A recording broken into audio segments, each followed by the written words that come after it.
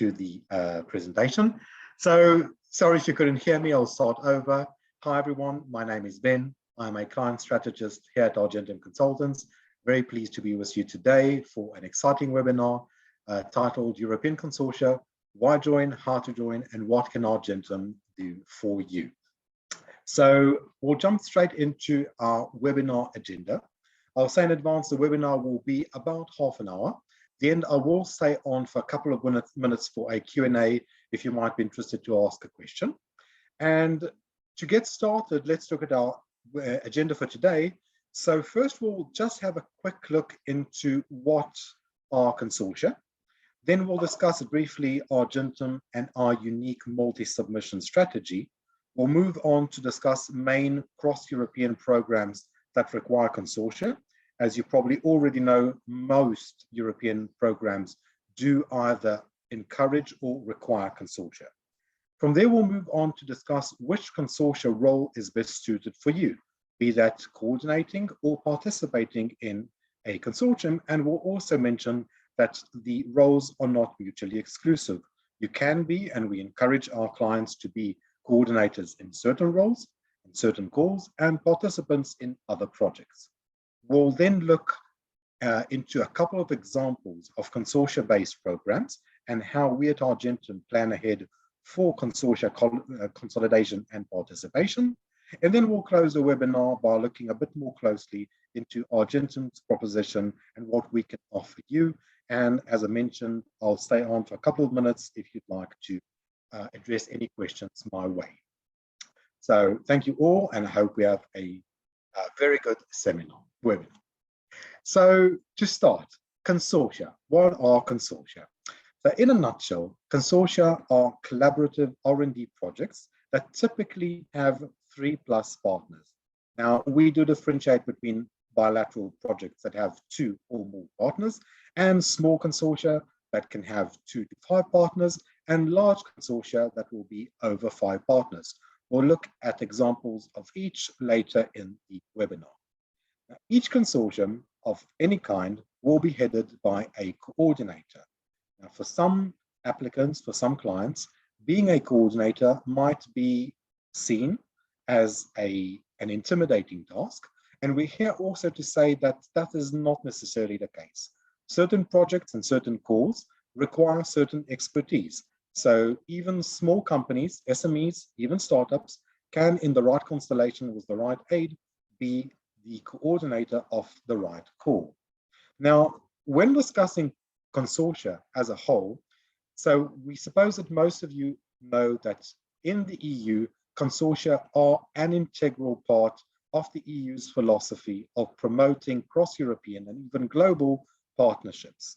Now, the reason is that the EU wants to celebrate its geographical diversity and to ensure as much as possible cross-cooperation between the different regions and countries in the EU and the countries that participate in EU projects that are usually designated as Horizon Europe associated countries. Those include a number of countries that are not EU members, such as Israel, Turkey, UK in certain regards today, and other countries. So consortia stand at the heart of the EU's philosophy of cross-European partnerships, and at the same time, despite the fact that consortia are so central to EU philosophy, joining and or consolidating consortia is a complex process that requires quite a bit of professional expertise, of time investment, and should be based on at least having an initial network or access to network and networking abilities. And in a sense, that is a significant part of what I do as a client strategist at Argentum, as I'll discuss further during the webinar. Now let's turn and look first into why actually should you even consider joining a consortium. So first, we'll address the why. Now, as many of you know, in the EU, as we just mentioned, most programs are for consortia. That means for for multiple applicants. However, at the same time, you can go for certain programs that allow for single applicants in the EU. Most of you will be familiar, for instance, with the EIC Accelerator program. However, unlike other regions or areas, such as the US, in the EU, the vast majority of programs are consortia based. So if you are indeed interested in non-dilutive funding, at one point or another, you will come across consortia-based programs and consider joining them. Now, where we look at consortia and the way we understand consortia is that as a whole, consortia is a strategic investment into non-dilutive funding. Now, when discussing funding, we maintain that as a participant and especially as a coordinator, consortia could be a good source for you for non-dilutive funding. As a participant, you should expect around anywhere between, and this is quite flexible, 300,000 euros to 1 million euros as a participant and more as a coordinator. Now, we'll say the coordinator in some calls can request up to 70% of the budget. However, the budget the coordinator can request can also be much lower, and that depends on the call and the coordinating that is required. Now, why should you join beyond the funding? Obviously, the main incentive is the non-dilutive funding, and that is a very good cause to join a consortium. However, beyond funding, there are significant aspects that should encourage you to join consortia. The first is that unlike projects that you might do on your own or maybe with one partner, consortia allow you to get involved in large-scale projects that maybe are outside of your immediate comfort zone. Maybe they will also allow you to engage new technologies, new markets, and especially new partners, because we see that consortia as a whole are platforms for long-term relationships with a plethora of actors that could be SMEs, industrial partners, and research organizations, both from the EU and outside of the European Union. So all in all, consortia will allow you potentially not just to gain non-dilutive funding, but to increase your market reach, to meet and team up with new players. And we see consortia also as we said here, long-term. When we say long-term, we mean that once we will have consolidated the right partnership for you, we expect that partnership to also play out in further projects, meaning that once you team up with a research institution, a fellow SME, industry partners, we can then reutilize a consortium for other calls, other projects, allowing you to gain expertise, connections, market reach for years to come. Now, a question I often hear from clients is, Ben, well, you've discussed a call with us and we looked at the call, but we are only maybe 10% relevant for the call. How do you see us participating in this consortium? And what I always say in this regard is that if you, in your opinion, and we'll look into this issue also a bit later, if you say to me that you could contribute only 10% to the outcome of a specific call, then that's fantastic, because 10% would make you a valuable partner in a consortium. So whether your contribution is the central one for the project, and you can do by yourselves 70, 75% of a project, or whether your contribution is a lot more modest and you can do maybe 10, 15% of an expected project, all of those options are viable options for you to join consortia. Now let's look more into consortia-based programs in the EU. So we'll look into these also, we'll choose a couple of examples in the further slides, but now just an overview of the multiple consortia-based programs that some of you might be familiar with in the EU. The first one of these is Horizon Europe, which I suppose most of you know. This is the largest consortia-based program in the EU. It's open, it has 6 clusters, as we'll mention later, open to any field of R&D. Then we also have Pathfinder, which is the sister project of the or track of EIC Accelerator. Whilst Accelerator is solely for single participants, Pathfinder allows small or larger consortia. So here you have an opportunity for a research-based project with research and other participants that could focus on a low-tier role with a relatively high budget and 100% funding rate that allows for you to go with a medium-sized or small consortium. Another such program is PRIMA, which is a European Mediterranean R&I program that is very unique in that it encourages cooperation between the Mediterranean area and also countries outside of the immediate region, such as Germany. Now, this program tends to focus on agriculture themes, water management, and so on, and allows for cooperation, wide cooperation between European and Mediterranean countries. Another program that we'll look into later is EIT, European Institute of Innovation and Technology. And here I've got some slides for you that will showcase the very specific eligibility requirements of EIT and why it's important when consolidating a consortium to review all of those well in advance. Similarly, we'll also look into Eureka, which is an umbrella organization that does not have its own funding, but relies on funding from the relevant national authorities of the participant states. And here we'll also look into one example of one Eureka cluster, Eurogia 2030, and explain a bit about the consolidation process and why eligibility requirements are so deeply intertwined with the consortia consolidation process, and why having expertise in this regard is so critical for the process as a whole and can ensure your success in preparing the proposal.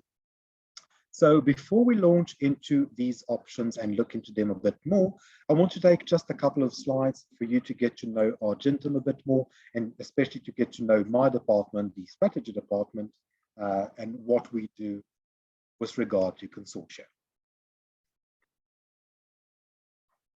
So let's discuss a bit about Argentum. Argentum specializes in EU research and innovation funding. We were established in 1999, and since I've had vast experience and gained expertise in obtaining governmental funding for innovative technology and R&D projects. Oh, sorry, skipped a slide. Going back, sorry about that. We have around 30 employees and are divided into 3 departments. The consulting or professional department that prepares a proposal with you, and the business development department that you will be in contact with, we hope, after this webinar. Now, our vision and our mission is to get you into cross-industry success, and to maintain and fulfill this vision, we think that consortia is and will be a significant tool in your journey to non-dilutive funding in the EU and beyond. Just to give you an example of this, Argentum has been involved in projects that have totaled in over 1.5 billion euros that were awarded to the project submissions. So let's move on to the strategy department. And we at the strategy department are divided very much along the lines of the Horizon Europe clusters. For those who are less familiar, I'll say about this very briefly. Horizon Europe is divided into thematic clusters that cover altogether 6 clusters, altogether cover all aspects of R&D activities. So I'm at the strategy department, I'm the head strategist of cluster 5, which is the cluster that deals with climate, energy, and mobility. However, since clusters have a lot of interconnectivity, all of us, all the strategists, are very much involved in our team efforts and always look for opportunities for our clients in multiple clusters. For instance, if I, as a strategist from cluster 5, have a mobility project in mind, I will not only look into opportunities from mobility-centered calls, but also from calls that might center on space technology, on industry, on digital applications, on environment, and in some cases even might be related to well-being and health options, not to mention bottom-up opportunities which are open to any R&D activity. So all in all, we have a team that's very diverse and well situated to deal with any R&D activity that you might throw at us. Now that we discussed the clusters and the strategy department, let's look at how we work regarding consortia consolidation. So, excuse me. This slide presents the structure of how we like to approach the process of consortium consolidation. And we break this up into a couple of stages, usually into 4 stages that can be divided into more. To keep it simple, we have 4 here. The first part is strategic groundwork. We start with an in-depth core investigation, and we try to identify as best as possible which core is best suited for you. Then, based on that, we conceptualize what your role would be in a consortium and why we think that role is best suited for a specific program. For instance, in one core, you might be a participant, and in another core, we might recommend you to apply as a coordinator. Now, in either case, we will work with you to prepare a concept note that will highlight either the project you are planning or your added value to a project that is being planned. We will also engage all eligibility checks in this part of the process to ensure that you and your partners, if you are a coordinator, do apply for the right call. The next part is partnering and networking. Here, we will utilize Argentum's vast network. We have our own proprietary network ACE, and beyond that also other network abilities, and we'll utilize all of our abilities to best suit you up with the right partners for the right projects. That will include, for instance, me or one of my colleagues as your strategist, going to matchmaking events, organizing campaigns to reach out to participants, and even launching events to attract additional participants. Which leads into the third component, which is coordination or participation in the respective projects. And here we and the professional department at Argentum will engage the project coordination or management of the entire proposal preparation project if you are coordinating. If you are participating in a project and your task will be less significant, which will free you up to do other projects as a single applicant, then we will manage all of your tasks and the sections that you will be doing with the respective project coordinator. The last and happy stage of the project submission is when we'll do all the team review.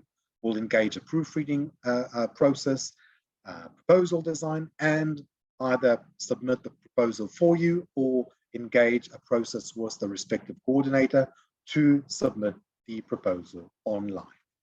So at this point, now that we've discussed consortia very generally, have an overview of that, and looked a bit more into Argentum and our expertise in this, let's look a bit more into consortium participation versus consortium coordination and what could be the right role for you. So a question I often get from clients is, well, Ben, what is the right role for me? I'm interested in being part of a consortium, sorry. At the same time, I also think that I might be relevant to be a coordinator, but I'm not sure that's the right task for me. So as I mentioned earlier, there's no right or wrong here. Different projects call for different expertise and tools. What we like to do is prepare a checklist for participation versus consortium. I'm sorry, there's just one mistake here. The left column should be coordination and the right should be participation. We'll correct that. So let's start with coordination. That's the left column. And here is what we advise clients that are interested in coordinating to see if they indeed can be the coordinator. So if you want to coordinate, can you tick all these boxes? The first one is your company can directly contribute to several of the core goals or the expected outcomes. Further on, you aim to get a significant percentage of the budget, could be as high as 70%, could be lower, could be 30%, 50%, depending on what you would require. Now, next, the project is well aligned with your current R&D activities.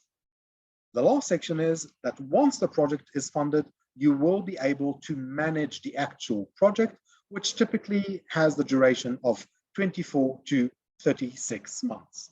If you can tick these boxes, then you could be a very good coordinator with our help in preparing the proposal preparation. But coordinating is not the right role for every participant, or not the right role for participants at certain stages. What if you are interested in other options? Maybe participation is the right option for you. So now let's look at the right-hand column. And here we say we should look into these options. If your company can contribute to at least one of the project goals, even if it is maybe outside of your immediate expertise or your comfort zone, if you can contribute, as I mentioned earlier, 10% to a call, you could be a valuable partner. Now, if you're not interested and it's perfectly viable to say to me as your strategist, to my colleagues, well, we're not interested in coordinating. We don't have the capacity to do so, but we are very interested in the call and can contribute to it. In that case, you could be a good participant. If also you'd like to minimize as much as possible your workload to free you up to do projects as a single applicant or to engage your other activities, participation is more suited for you. And the last part is if you are, even if a project has a very large budget, are not immediately interested in the lion's share of the budget, but have more modest aspirations and would only like maybe 10%, 20% of the budget, then participation is perhaps the right route for you. Now, this brings us to a next slide, which here we differentiate between large consortia and small consortia. Because if you have decided to coordinate a call, but are conscious that leading a consortium might be very taxing, here we differentiate between what is required from a small consortium, 2 to 5 partners, and what is required of a large consortium, 5 partners upwards. Let's look first at a small consortium. So a small consortium, again 2 to 5 partners, is a great option for SMEs to team up with natural partners, meaning partners that you already are cooperating with. Now, this could mean that a smaller consortium has also a small to mid-range budget, could be from hundreds of thousands to a couple of million euros. Now, the involvement of a research institution in the consortium is recommended, but not always mandatory in small consortia, depends on the core. And usually, and this is quite important, usually a small consortium will focus or have only one core technology. Usually the core technology will come from the coordinator. Some examples of such consortia-based programs are the Eurostars program of Eureka, Eureka regional programs, calls that have 2 partners upwards, EIC Pathfinder Challenge that allows for small consortia. Now let's turn to the right side column and look at large consortia. Now, unlike small consortia, large consortia are a great opportunity for you to engage a large partnership with current and new partners. So if you want to engage a new market, new technologies, new areas of R&D, this could be the route to go. Typically, large consortia have mid to large range budgets, and typically they focus on 2+ core technologies. So here it would make sense if you want to investigate more than one core technology, whether it's one that you are involved in or one of your partners, then we might be looking into a large consortium. Now, usually large consortia also require the participation of industry and research partners. Examples for such programs are all of the Eureka clusters, such as ITEA, Celtic Mix, Euroja, which I'll address later, and all of the EIT open calls, we'll look into them as well, and the Horizon Europe calls that we will look to in the next slide. So now that we've gone over the differentiation between partnership and coordinating in small and large consortia, let's look at 3 examples of consortia-based programs. We'll finish in about 10 minutes. First, let's look at Horizon Europe. Now, Horizon Europe, as you know, is the largest consortia-based program. It's a cross-European program that has 6 thematic clusters with a lot of crossovers between them, covering all R&D fields. Now, each Horizon Europe consortium requires at least 3 partners. One of them has to be an EU member state. The other 2 can be either EU member states or Horizon associated countries. However, even though the official requirement is for 3 partners, effectively we recommend that the number of participants will be decided by the budget of the call. So if you are going to go for a 10 million budget call, and with 3 partners, that would not be ideal in our recommendation. However, a significantly larger number of participants will mean that you'll have a strong partnership. Now, even though the clusters are intertwined and there are a lot of options to find calls, getting involved in Horizon Europe Consortia is a bit more tricky and requires expertise. The next slide shows an example of such. Now, what I've put at the right side of the screen is just a snip of the topic information of a call that is currently open. It has a deadline in September from Cluster 5 and Mobility. Then, as you can see, each call has a partnering tool that allows you to publish yourself. We do it for our clients to show what's your added value, either as a coordinator or as a participant. As you can see, there are currently 35 participants or prospective participants. Only one of them has listed themselves as expertise request. That means as a prospective coordinator.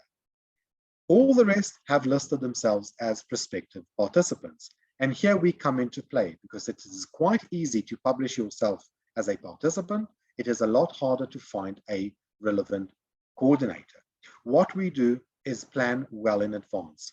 We try to plan to join consortia at least 3 to 4 months in advance and to be proactive about it. As I mentioned earlier, to prepare concept notes, to go to matchmaking events, to represent you with other with prospective leads and clients, to do all that we can to ensure that you find the right option to join a consortium. Because even though certain platforms such as Horizon Europe have matchmaking capabilities, without the right network abilities, it will be quite difficult to get involved in a consortium. Let's look at an example from Eureka. Eureka is an umbrella organization. It has also 5 clusters, thematic clusters. I've picked one example, Euroja 2030, as an example of the specific eligibility requirements. Euroja is a low carbon energy cluster that has various activity in the low carbon tech. And the next slide shows how complex actually consolidating a consortium is. As you can see here, currently there are 20 participating countries in Euroja from across Europe and also several non-European countries such as Israel, also South Africa, South Korea, Switzerland, and others. Now, Eureka, as you might know, also mentioned it earlier, does not have funds of its own. Each participant is funded by their respective funding authority. This effectively means that when you consolidate a consortium, you need to look into the eligibility and budgetary regulations of each and any of these participants. So when we consolidate a consortium for any Eureka project, we take a couple of weeks or necessary time to evaluate all of the requirements to ensure that we do not start a project before we have all the eligibility requirements of the consortium in place. For instance, a participant from Spain might get a long-term loan as the budget, whilst a participant from Germany might get a grant with different funding rates. So each participant brings their own baggage to a consortium, and we manage that part of the pre-eligibility discussion to ensure that we fit the right call. The last example we'll look before closing is EIT, the European Institute of Innovation and Technology, which is adjacent to the to Horizon Europe, and actually with each year is becoming more and more deeply connected with Horizon Europe. EIT has 8 different knowledge communities, and each of those, which are listed here, each of those requires a consortium of at least 3 partners from at least 2 different regions. The next 2 slides look into the regions themselves. So the first slide looks into the co-location centers. EIT is divided into 6 co-location centers. You can see the map in front of you, and requires that each consortium has partners from at least 3 partners from at least 2 CLCs, co-location centers. So for instance, and this is again to encourage cross-European partnerships. For instance, if you are based in Germany and you have natural partners in Netherlands and Belgium, that's great. However, Germany, Netherlands, and Belgium all are in the same CLC Central. This will not allow you to engage an EIT consortium by yourselves. Here we come into play. We will try to match you up with relevant partners from, let's say, Austria, France, Italy, all from different CICs, to ensure that you have the right consortium to go for the right call. So where others could see a challenge, we see an opportunity, because expanding the consortium will also mean that you have more reach into new markets, new experience with new partners. Now this gets a bit more trickier. That's why we have the next slide. On top of the co-location centers, EIT is also divided into regional investment scheme countries. Now EIT, as European Union, strongly encourages the participation of countries from the South, Central, and Eastern parts of Europe, be those from the European Union or without. EIT strongly encourages that each project has at least 1 participating country that is from a regional investment scheme country, for instance, Italy, Poland, the Ukraine. So when we start working on any EIT consortium, the first thing we'll look into is the consortium balanced? Do we have participants from all the regions? This can take time, and doing it by ourselves might be a bit daunting. That's what we're here for, and that's what we have. That's not the only field of expertise, but we have a lot of expertise in doing this kind of work, and this is essential to ensure that a consortium can indeed be a successful consortium and reach to a successful proposal submission. So we'll close just by looking into Argentum's proposition, and then I'll take a couple of questions if you might have them. What we aim to do at Argentum is to have our clients engage in a multiple submission strategy. This means that we'll go for an agreement during which we will try to maximize your participation, that will, in as many as possible, quality proposals and submissions that will result hopefully in more chances of success. Will apply to various funding opportunities, different levels of opportunities, be those national, bilateral calls, and cross-European calls. Will minimize your time investment in the call, and will go for the best opportunities possible for you to enable you to create a financial funding flow. We work with about 120 funding sources from all kinds of funding mechanisms, procedures. I just mentioned all the levels, and our main objective is to get you involved in as many projects as possible. And since this is mainly focused towards European Union funding, a lot of these programs will be consortia based. So we will aim to get you into projects that will allow you to be a single applicant, into bilateral projects where you can be, or small consortia, where you will be the lead partner, into small consortia where you can be either lead partner or participant, and into large consortia, which will have also typically larger budgets, where depending on your capacity and interests, you can be either a participant or a coordinator. So this brings me to the close of this webinar. We took a bit longer, but I hope you stayed with us and found this webinar informative. And we will be glad to hear from you later, and our marketing team will be reaching out to you later on as well. So this closes our webinar on consortia, why and how to join, and how we can contribute to you. Now I'll stay for a couple of minutes if any of you might have any questions, and I'll be glad to take them. So thank you all for joining, and have a great day.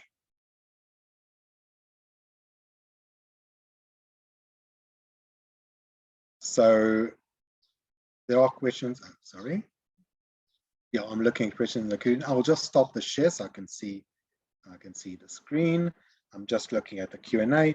So one question we got is, what pragmatically are criteria to get into consortia?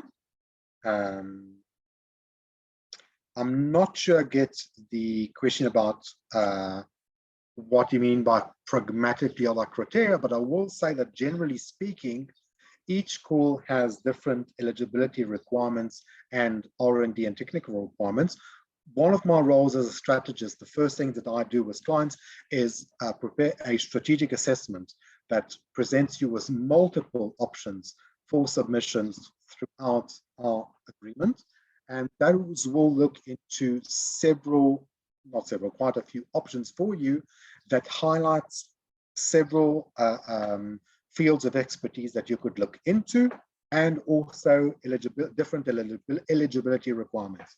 For instance, if you will not be interested in small consortia, but only going for large consortia that might have larger budgets, we'll look into those. If, on the other hand, you say that you do not have the capacity to be part of a large consortium, are only interested in smaller consortia with your immediate partners, then we'll look into those. That could be also easier for you to manage. Regarding questions about Argentum's business model, a great question. Our marketing team will be very glad to reach out to you and address those questions directly. Now, I've got a question about proposal design and team review. So each proposal requires also a template, a design that we work on. That's part of our service to make sure that we submit the proposal according to all the guidelines. And some proposals, as you may know, are only submitted online. Other proposals, we have offline templates that we work based on, so that minimizes your need to deal with the online submission. And we ensure that everything is up to date, that a proposal looks good, everything is as it should be, and the proofreading process is part of that.